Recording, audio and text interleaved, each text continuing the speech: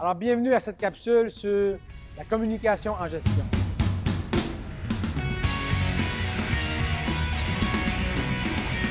Tout d'abord, il y a plusieurs pièges en communication. Un des éléments qui est très important, et vous le voyez dans le document ci-joint, c'est qu'il ne faut pas présumer des intentions de l'autre.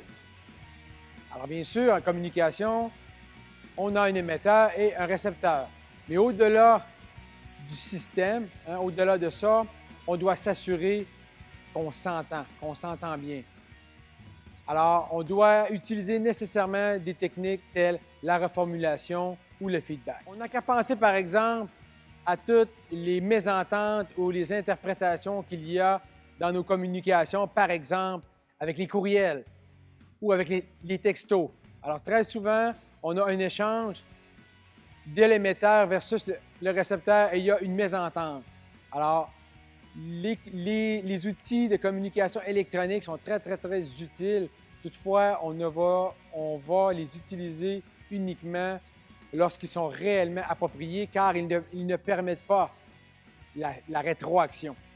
Alors, il y a un concept qui est très important en communication, c'est qu'on dit qu'on doit d'abord accorder la priorité aux personnes plutôt qu'aux tâches.